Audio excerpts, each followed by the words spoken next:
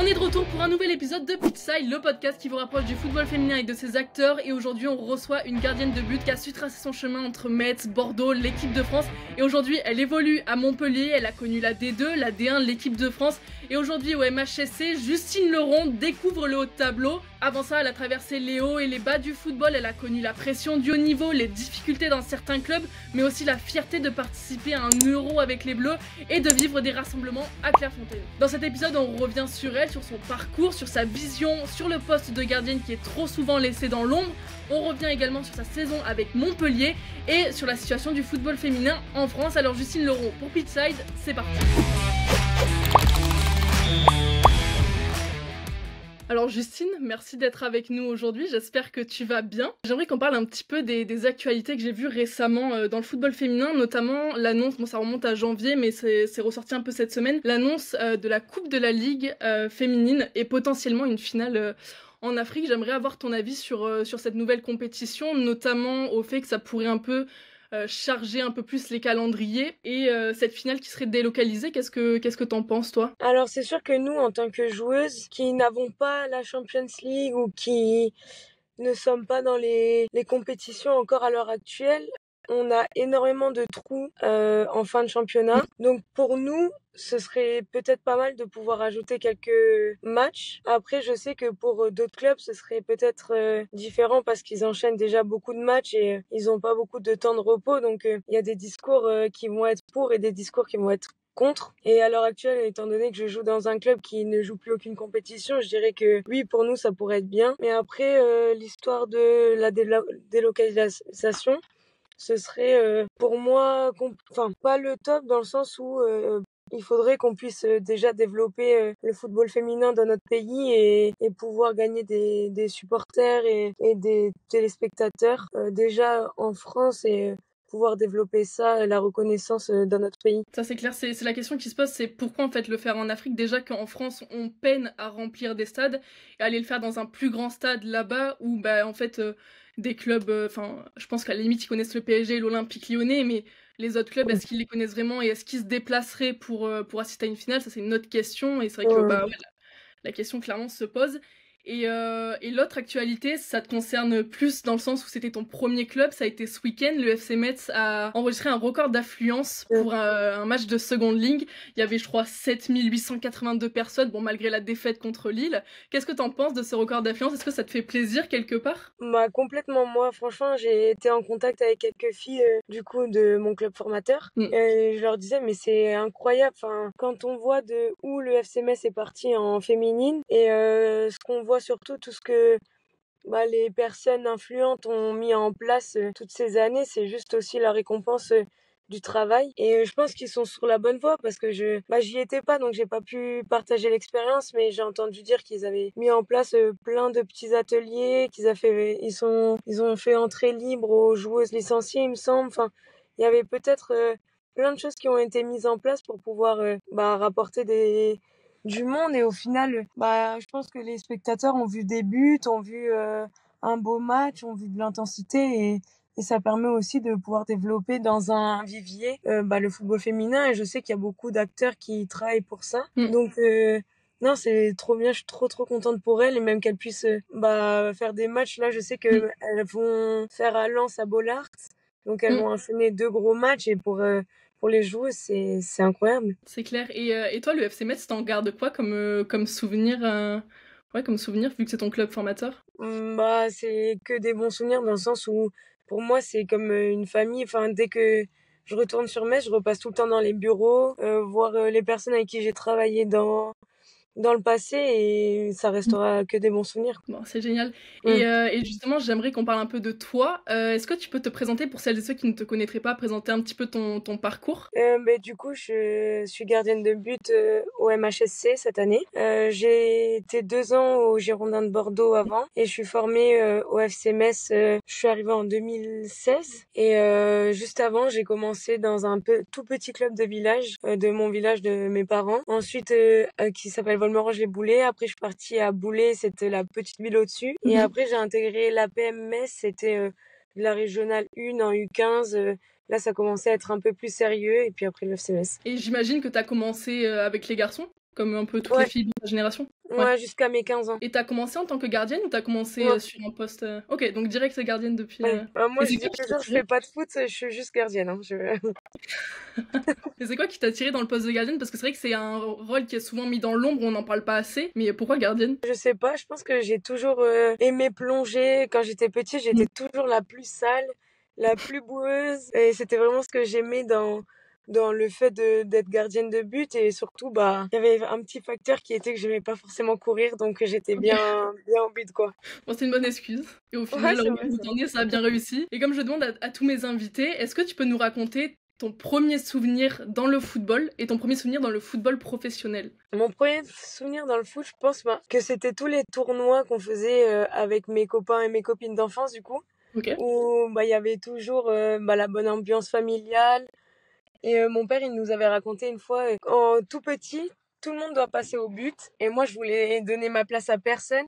Et un jour, mon père, il avait même mis ma sœur et j'étais partie bouder complètement parce qu'il avait mis ma sœur au but. Ça prouve que tu voulais être gardienne à fond et c'est mort. Oui, complètement. C'est trop bien. C'est trop bien.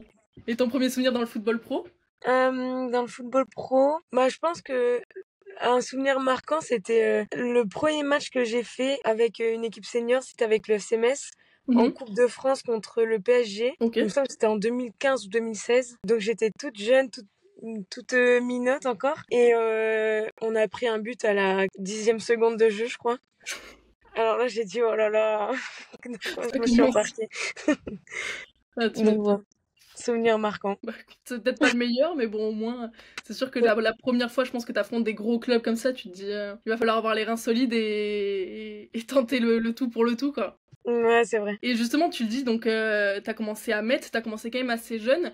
Est-ce que le fait que t'aies commencé, jeune, tu t'es sentie peut-être un peu différente comparée aux autres filles de ton âge, dans le sens où t'as peut-être dû te priver de plus de choses pour te concentrer sur toi et ta carrière et vouloir devenir professionnelle?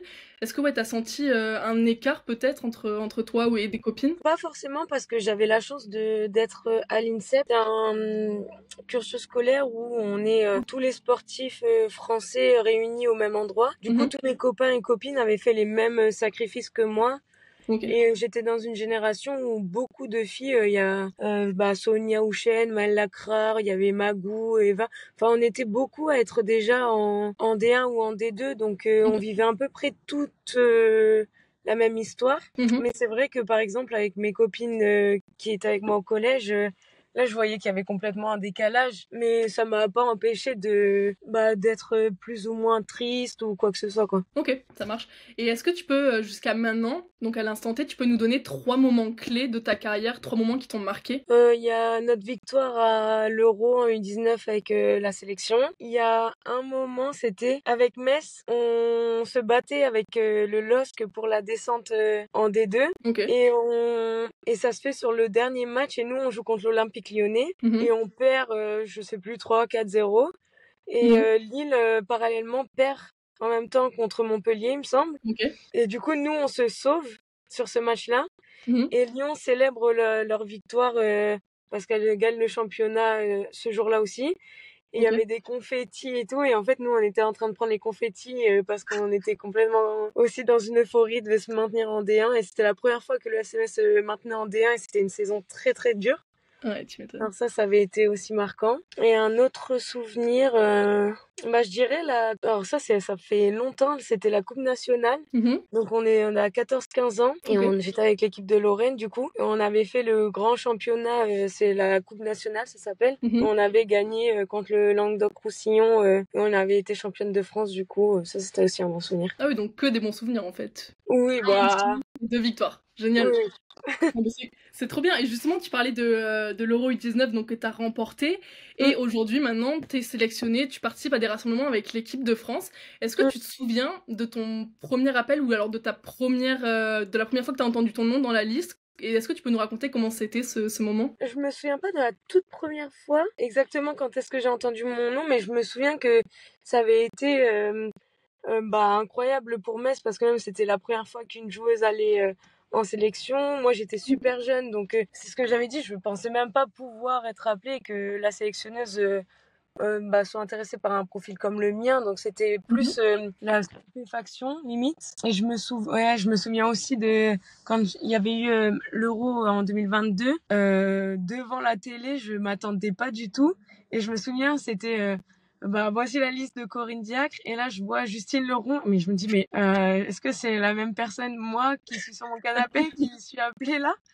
Et du coup voilà. Et ouais, du coup, je disais, malheureusement, pour l'instant, t'as pas eu de première sélection avec l'équipe de France, mais donc t'as vécu ça sur le banc, différentes sélections. Qu'est-ce que t'as ressenti lors de ta première Marseillaise? Oh, c'était incroyable. Je me souviens, c'était contre l'Espagne en plus, donc un gros match. C'était à Clermont-Ferrand, et du coup, c'était vraiment le stade qui chante. C'était fort, c'était ouais, c'était spécial. Ah, tu m'étonnes. En vrai, ça doit être incroyable d'entendre la Marseillaise. En plus, en France, en vrai, Ouais. la sensation doit être ouf. Et j'aimerais savoir, du coup, parce que avec l'équipe de France, vous avez quand même. Enfin, quand vous êtes à Clairefontaine, vous avez un espace qui est immense. L'optimisation est faite pour les performances. Enfin, tout est fait pour que vous réussissiez au mieux. Et sur les vidéos, c'est vrai qu'on voit là votre groupe de gardiennes. Donc, ça peut changer avec Pauline, Constance, Pauline ou Marie ou d'autres gardiennes. Vous avez quand même un groupe qui est assez soudé. À Clairefontaine, tu ressens quoi quand tu t'entraînes là-bas? C'est un autre monde, quoi. Tout est fait pour que vous réussissiez. L'ambiance a l'air géniale. Le staff est fait pour vous. Et ouais, tu ressens quoi quand tu t'entraînes, quand t'es à Clairefontaine? C'est ouf parce que le niveau, il est très très fort. Tu t'entraînes avec les meilleures joueuses françaises. C'est Nous, ça. avec les gardiennes, on a une ambiance très très saine et très très bonne. Donc c'est vraiment que du plaisir. On travaille beaucoup techniquement, donc Mhm. c'est vraiment le top pour nous. Et en même temps, on est dans des installations qui sont... les terrains, c'est des galettes.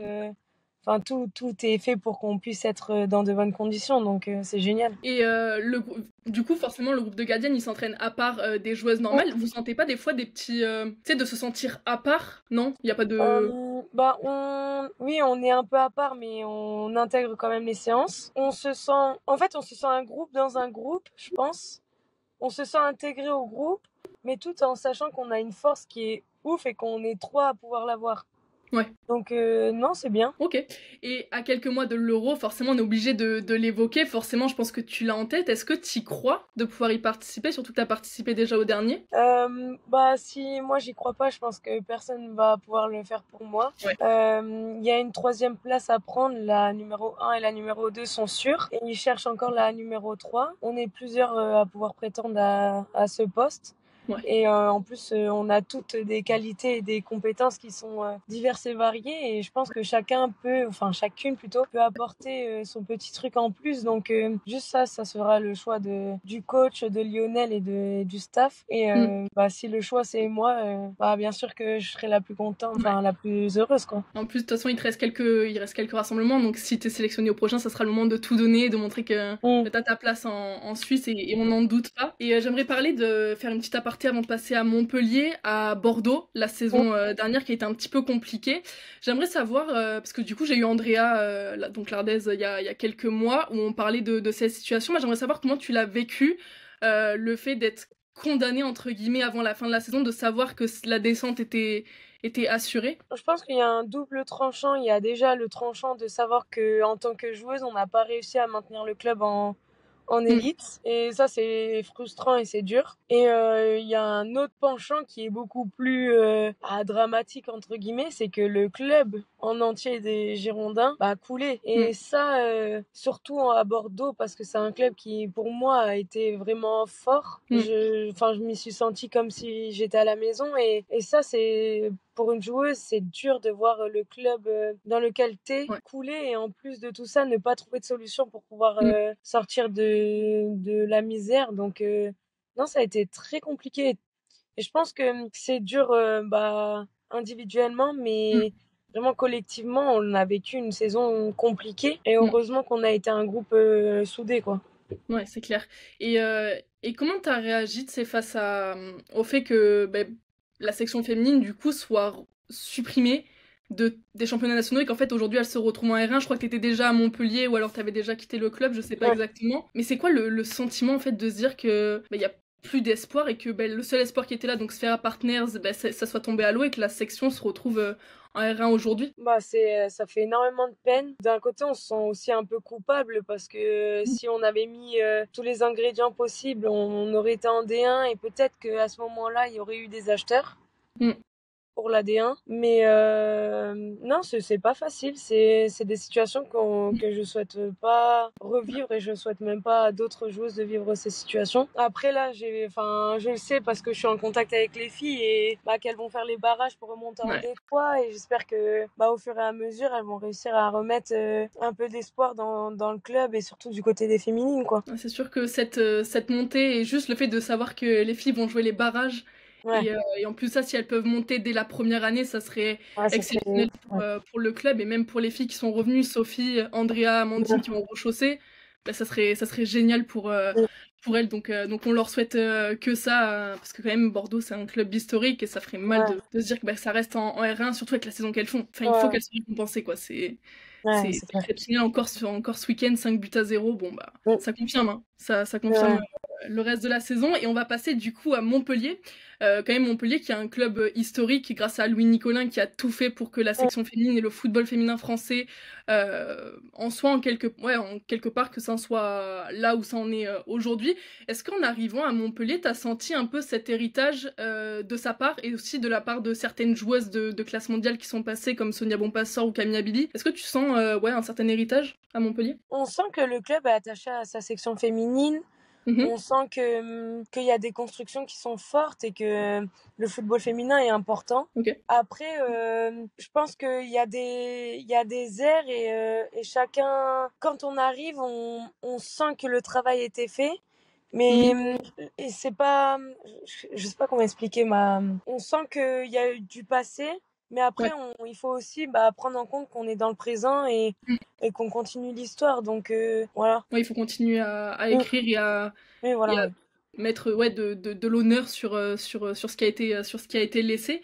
Et j'ai envie d'évoquer un peu la situation des garçons qui est quand même assez compliquée pour le moment. Est-ce que t'as pas peur? Est-ce que tu sens que le club va soutenir sa section féminine et que vous n'allez pas du moins pas trop en pâtir de la situation des garçons comme toi t'as pu le vivre à Bordeaux? Ce serait mentir de dire que j'y pense pas, sachant que je l'ai vécu à Bordeaux et que je sais comment ça se passe. Après, directement, j'ai eu des discussions avec le coach, avec ce qu'il sait, ce qui peut nous rassurer, il essaye de nous rassurer. Normalement, le club ne laissera pas tomber sa section féminine et au contraire, je pense qu'on est aussi un peu une bouffée d'oxygène parce qu'on fait une saison plus que correcte. Mais non, pour le moment, il y a pas de raison de craindre et on a confiance en l'avenir aussi, mais ce serait mentir de dire que j'y ai pas pensé. Ouais, mais au moins tu sens que il y a quelque part on vous rassure aussi pour vous dire que quand même, oui. Ouais, donc au moins il y a ça.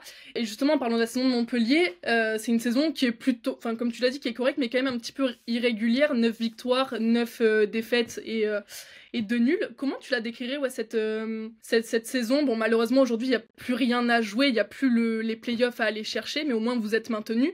Comment tu la décrirais ta première saison avec Montpellier? Je dirais que pour moi, c'est une des meilleures saisons que j'ai pu faire en D1 parce que il y avait une saison similaire ma première année au Girondins de Bordeaux, mais j'avais eu les croisés. Du coup, j'étais pas pleinement investie dans cette saison. Et du coup, finalement, c'est quand même une des meilleures saisons que je fais en D1. Mais c'est vrai que le groupe est très jeune. Et du coup, je pense qu'on manque un peu d'expérience. Et au final, je pense que ça s'est vu aussi sur le match de ce week-end où on gagne le PFC la semaine d'avant. On va à Guingamp, on perd, mais quand on perd, on perd. Guingamp nous a dominé dans le jeu et du coup, des fois, on se dit comment c'est possible d'être aux opposés, de produire des prestations aussi bonnes et des prestations aussi mauvaises, parce que c'est le cas de le dire, c'était une mauvaise prestation. Donc c'est particulier. Après, on vit des moments forts parce qu'on fait des bons matchs sur des matchs un peu inattendus et il y a quand même cet esprit un petit peu collectif. On passe une bonne saison dans l'ambiance du vestiaire et tout ce qui s'ensuit. Et je pense qu'on travaille bien quand même finalement parce qu'on a un groupe jeune, mais on reste un peu sur notre faim sur certains matchs, ça c'est sûr. Ok. Et en arrivant du coup à Montpellier, on sait c'est un club qui joue souvent le haut de tableau. comparé à ce que tu as pu vivre à Bordeaux ou à Metz, est-ce que du coup, tu as une façon d'aborder la saison qui est un peu différente parce que tu sais que, mine de rien, vous avez quand même un effectif qui est vraiment de qualité et vous savez que vous jouez toujours un peu le milieu de tableau, enfin le haut de tableau plutôt, et souvent les playoffs, quoi. Alors quand je suis arrivée à Montpellier, je savais que ce serait pour jouer... Les attentes seraient plus élevées que celles que j'avais connues. Mais quand je suis arrivée, par contre, là, on n'était pas du tout à la 4e place. Le discours était réellement, on prend match après match et on avise, juste on donne tout sur ce match qu'on va vivre et on verra par la suite où ça nous mène. Du coup, il n'y avait pas forcément cette pression du résultat, cette pression de bien faire, de tout gagner. Enfin, vraiment la rigueur. Et il y avait la rigueur, mais on avait quand même ce petit truc de match après match et on avise, quoi. Ok. Et en arrivant, tu l'as dit dans une interview que tu étais contente d'arriver là parce que ça allait te donner de la concurrence, et notamment avec du coup Marie Petitto. Comment tu fais? Moi, c'est la question que je me pose, c'est que du coup, vous êtes forcément en concurrence pour savoir qui va démarrer. Et je pense que vous êtes copines en dehors du terrain, mais tu sais, il n'y a pas de concurrence malsaine qui s'installe. Comment vous arrivez un peu à faire la part des choses en mode, bon, on va se battre pour la première place, ce qui est normal parce que vous avez des âmes de compétitrices, mais en même temps, derrière, vous êtes copines au final en dehors du terrain et tout se passe bien, quoi. Alors, je pense que c'est énormément de maturité, dans le sens où dans la saison, il y aurait pu avoir plusieurs moments où la concurrence aurait pu devenir malsaine. Mais je pense qu'on a réussi à mettre en place beaucoup de communication et à se dire ce qu'on pouvait ressentir, même si des fois il y a eu peut-être 2-3 moments où il y aurait pu avoir litige, mais avec la communication et le fait de juste savoir que ça tient aussi à nous de tout donner. Et puis en fait, si c'est Marie qui joue, c'est Marie qui joue. Je vais pas, c'est pour l'ambiance de l'équipe et pour au final la performance collective que je vais me rendre disponible pour elle et qu'elle soit dans les meilleures circonstances. Et elle réfléchit de la même façon. Donc puis en dehors du terrain, on s'entend tellement bien que moi j'aurais jamais été mettre de ballon, quand le monde tourne vraiment autour du foot, de bâton dans les roues de Marie parce que elle prend ma place. Ouais, il n'y a pas de... Il n'y a pas de... Ok. Et justement, par rapport à Montpellier, toi, ça serait quoi tes objectifs pour la saison prochaine, déjà perso et en groupe? Est-ce que vous avez déjà commencé à penser à la future saison? Évidemment, on est obligé de penser à la future saison. Après, ce sera toujours sur le même principe de concurrence avec Marie parce qu'on est toutes les deux encore sous contrat. Après, c'est des discours avec les coachs qui n'ont pas encore eu lieu, de savoir comment gérer au mieux cette concurrence pour que les deux gardiennes se sentent... bien en confiance et soient épanouies toutes les deux, quoi. Et là, j'aimerais qu'on passe un petit peu plus à l'évolution du football féminin. Toi, t'es passé par... Donc, t'as connu la D2, t'as connu la D1, t'as connu l'équipe de France.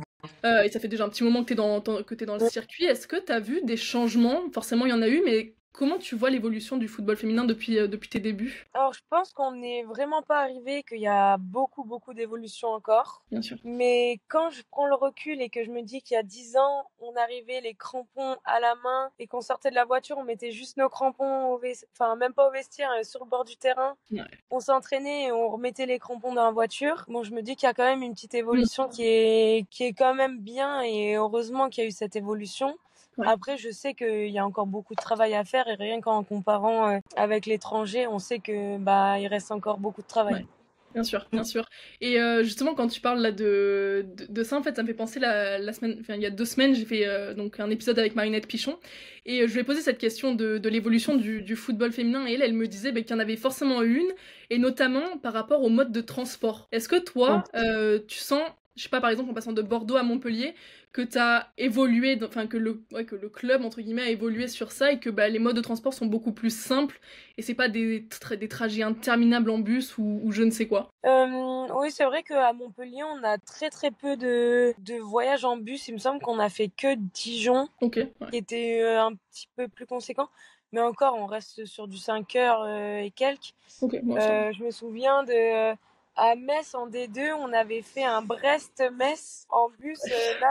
Là, ça fait un peu compliqué. Le matin, t'arrives le lundi matin à 6h et à 8h, tu dois être en cours parce que les cours, ça se fait pas tout seul. Là, c'est un peu plus compliqué, oui. Ah oui, tu m'étonnes. En plus, le truc, c'est que Montpellier, tu vois, je pense que vous êtes un des seuls clubs, vous êtes le seul club d'ailleurs vraiment dans le sud, donc forcément les trajets, c'est beaucoup plus important, donc c'est sûr qu'en bus... Alors, je suis d'accord, mais on a de la chance parce que sur ce point-là, on a de la chance. Le club nous met dans les meilleures conditions et on fait souvent l'avion jusqu'à Paris et après on Mm. change les trains ou quoi que ce soit. Bon, bah tant mieux, au moins, comme ça évite de trop jouer sur vos Ouais. performances, parce qu'après, c'est épuisant, quoi. Tu vois, les trajets, Ah c'est ouais. interminable. Et Ouais. j'aimerais avoir ton ressenti à toi sur le rapport avec la visibilité du football féminin et notamment les médias. Comment tu te sens par rapport à ça? Est-ce que tu sens qu'il y a un peu plus de médiatisation? Et, par exemple, est-ce que toi, t'es souvent sollicité pour faire des épisodes, tu vois, de podcasts comme ça ou par des médias? Est-ce que, ouais, ton avis sur ça? Je pense que ça va différer en fonction des personnes. Moi, ça me dérange pas du tout, par exemple, Mhm. de faire des interviews ou de répondre à tes questions. Et au contraire, au plus j'en ai, et plus je me sentirai valorisée, et le football aussi. Il y a des filles qui aiment forcément moins. Donc, Oui. trouver un juste milieu qui convienne à tout le monde, je sais pas ce que ce serait. Mm. Mais pour moi, oui, je pense qu'on peut aller gratter sur plein de petits trucs et surtout sur la communication des clubs, les petits médias plus faciles à faire au final Mm. et qui rapportent, je pense, beaucoup de supporters, quoi. C'est clair, parce que c'est vrai que bah, au final, plus tu mets les joueuses en avant, plus les Bah, supporters, les personnes vont les connaître et ouais, s'identifier, et ensuite ouais, bah, c'est clair. forcément vouloir suivre ces choses-là et le club en conséquent. Et justement, l'autre jour, je voyais bah, le FC Nantes qui mettait une vidéo de sa gardienne en avant, et j'en ai parlé du coup avec Emily Burns, qui est donc la gardienne du FC Nantes, et je lui ai posé la question en quoi c'était important de mettre en avant les gardiennes, et enfin de plus en plus sur les réseaux, parce que c'est vrai qu'on voit pas souvent, et c'est dommage parce que c'est un poste qui est quand même assez important.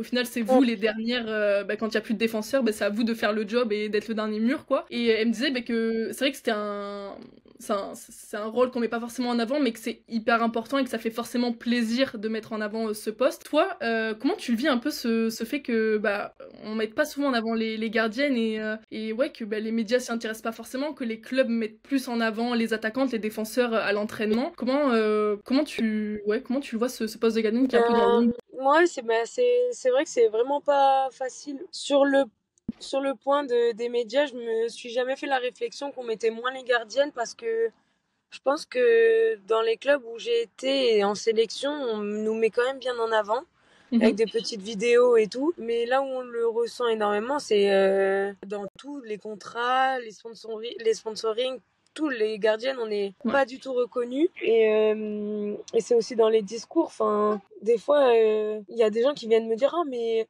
que tu sais faire des claquettes. Enfin, attendez, enfin, je suis gardienne quand même. Enfin, c'est quand même la base. Le plongeon, c'est la base du métier.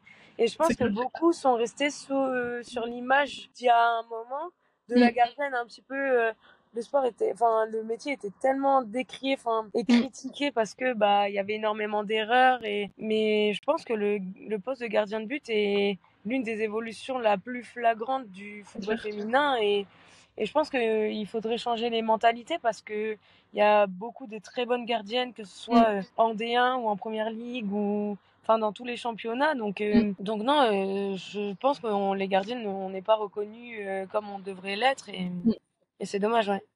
Et justement, quand bah, le fait de pas être reconnu, tu vois, ça va donner un peu moins envie aux jeunes filles de poursuivre une carrière de gardienne, parce que bah, c'est vrai qu'on voit souvent les attaquantes, tout ça. Ouais. Qu'est-ce que tu dirais, toi, à une petite fille qui veut devenir gardienne et ouais, qu'est-ce que tu lui dirais quoi pour qu'elle se lance et qu'elle ait pas peur? Bah, que juste si c'est son kiff, qu'elle kiffe parce que avant tout, le foot, c'est une passion et avant d'être un métier, enfin, faut savoir Mm, profiter. Moi, si je suis là, c'est parce que j'ai trop aimé jouer, être gardienne.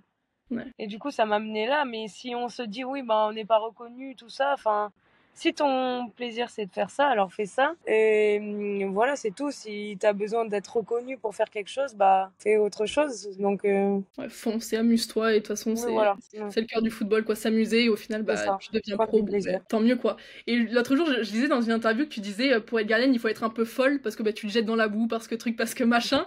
Et au final, c'est pas faux, parce que c'est vrai qu'il faut avoir l'envie d'aller se jeter dans tout ça, surtout quand il pleut, qu'il fait froid, Ouais. il faut avoir la détermination.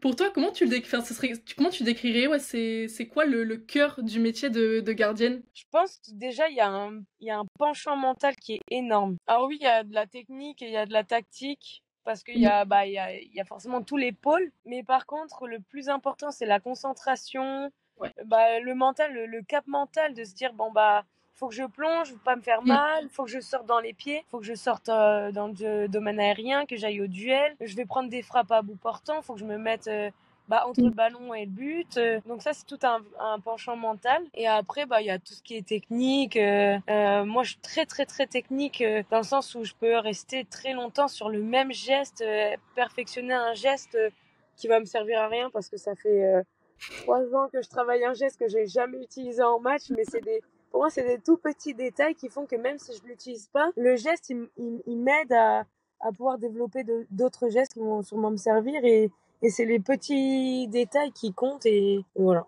Et Ok. encore une fois, je pense que c'est mental, du coup. Mais justement, est-ce que des fois, tu sais, tu penses pendant un match, ou même, plutôt pendant un match, à te dire, bon, ok, là, il faut que je plonge, mais il faut que je fasse attention à pas me faire mal, parce que moi, c'est vrai que c'est la question que je me pose quand je me mets au gardien. Je me dis, je vais me blesser, je vais me tuer à Non. sauter ou à choper le ballon. T'as plus Non, pas du tout. Quand je suis dans un match, en vrai, il y a jamais de questions comme ça.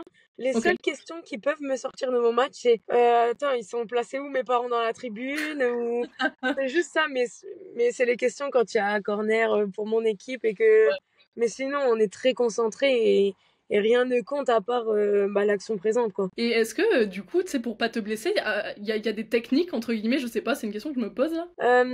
Des techniques, non, parce que je pense que sinon tout le monde les ferait et personne se blesserait. Mais par contre, je sais que j'ai utilisé des techniques parce que je me suis beaucoup blessée sur des sorties aériennes et Ok. j'avais travaillé avec une psychologue en EMDR. Ok. C'est les accidentés de la route ou des choses comme ça. Ils font beaucoup de EMDR pour passer à autre chose, passer au-dessus du traumatisme et Ok. passer le cap mental. Ok. Donc j'avais retravaillé un peu sur ça et j'avais vraiment bien aimé. Ok. Ah oui, donc là, c'est vraiment sur le côté mental, du coup, Ah pour ouais, passer au-dessus d'un truc un blocage mental, ouais. Ok. Et est-ce que depuis que t'es joueuse professionnelle, tu sens une certaine responsabilité auprès de jeunes filles? Tu sens qu'il y en a qui te prennent un peu comme un modèle? Oui, et ça, on ressent. Et puis, on nous écrit aussi et on le voit à la fin des matchs, les petites filles ou même les petits garçons qui Ouais. sont tout excités ou qui demandent nos gants ou quoi. Et je pense que ça, c'est vraiment un facteur que j'ai envie de prendre en compte. J'essaye de tout le temps donner mes gants à la fin du match ou un petit truc pour que, ils se disent, OK, je pense que c'est par là que ça passe aussi, Ouais. l'évolution du football féminin et si tout le monde prend le temps de pouvoir un petit peu transmettre ou parler, échanger, c'est aussi par là que ça passera quoi. Et est-ce que tu sais, ça te fait toujours un petit peu bizarre de te dire oh, tiens il y a une petite fille ou un petit garçon qui vient me voir à la fin du match et qui me dit oh, t'es trop forte ou qui tu sais qui te demande un Ouais. autographe, tu sais quoi? Non, mais c'est incroyable et surtout les petits garçons et les petites filles qui viennent demander des autographes, c'est trop mignon et on se dit Ouais. waouh. Mais le pire, c'est les petites filles qui s'idolâtrent Ouais. vraiment toi, qui sont fans Ouais. de toi et tu dis non mais je suis juste moi et ma Ouais, personne, c'est comme je sais pas comment expliquer, d'un sens c'est super touchant mais d'un sens ouais. c'est compliqué de pouvoir agir parce qu'on reste juste nous aussi. Mais non, c'est super touchant. Ouais, et puis tu sais, selon la personnalité de la personne, tu sais, enfin de la joueuse, du coup, tu sais, ça peut être un peu Mm. différent en mode qu'est-ce que je fais, tu vois, ou t'as une Oui, petite oui, fille qui est en train de complètement. pleurer en face Ouais, de toi ou quoi, tu te dis ouais. Oui, comment oui, au final, c'est juste toi, quoi, tu te dis, il oui, y a c'est pas ça. y a pas de gros deal, quoi, entre guillemets. Non, c'est moi, quoi. Genre, j'ai juste à arrêter un ballon dans un but. Il y a rien de. Putain, c'est clair, en vrai, ça doit faire bizarre la première fois qu'on t'arrête pour une photo ou je ne sais quoi, tu dois te dire Ouais, ah ouais, ok, là. ouais, oui, oui, c'est clair. Tu te souviens un peu de ce premier moment? Non, mais j'ai des moments comme ça un peu en tête où. Et des fois, c'est dur parce que tu te dis, mais je suis. Enfin, j'arrive pas à être dans ma vie sans Ouais. qu'on. Par exemple, à Bordeaux, l'équipe féminine reste quand même reconnue à Bordeaux. Et Ouais. des fois, quand je me baladais en ville j'étais avec mon meilleur ami et moi, j'ai pas trop calculé et il y a quelqu'un qui a dit, ah, c'est Justine Leron et tout. Et là, mon meilleur ami, il m'a dit, non, mais, toujours plus, on se balade tranquille. Pourquoi les gens, parce que pour lui, c'est n'importe quoi. C'est pareil, Hmm. c'est comme, je suis juste sa meilleure amie Ouais, ouais. mais oui, ça fait vraiment bizarre. Mais Ouais, tu après, m'étonnes. c'est pour ça, on demande à être plus reconnu, plus vu, plus tout, bah juste ça fait trop plaisir en fait de voir que ok, là ça commence à prendre peut-être. C'est clair. Et j'aimerais te poser, on est sur les dernières questions là, cette année, donc c'était la première, enfin, c'était une sorte de nouvelle saison, parce que tu sais, il y a la Ligue professionnelle de football féminin qui s'est créée. Est-ce que tu as senti cette année des changements comparés par exemple aux années précédentes, dans le sens où la fédération était peut-être plus impliquée, la communication était peut-être plus importante, vous avez eu peut-être plus de choses à faire, que ce soit pour les sponsors, pour les médias, pour je ne sais quoi. Est-ce que tu sens qu'il y a eu des améliorations avec cette nouvelle ligue? Je pense qu'on voit pas encore le plein potentiel du changement. On attend surtout la convention collective qui doit être signée. Ouais. Et mais ça rame un petit peu, donc on verra peut-être plus de changements quand elle sera signée, quoi. Ouais, un peu plus tard, ouais, le temps que tout se mette en place. En tout cas, je te remercie, Justine, pour ce moment d'échange. C'était super cool de pouvoir échanger avec toi sur ta nouvelle saison, ta nouvelle vie en à Montpellier, et puis en espérant te voir cet été en Suisse. Ça pourrait être incroyable. J'espère. Merci à toi en tout cas. Je te remercie. C'est déjà la fin de ce 8e épisode avec Justine Laurent. J'espère qu'il vous aura plu. N'hésitez pas à vous abonner, partager, liker et commenter le podcast s'il vous a plu. Puis moi, je vous donne rendez-vous à dans 2 semaines.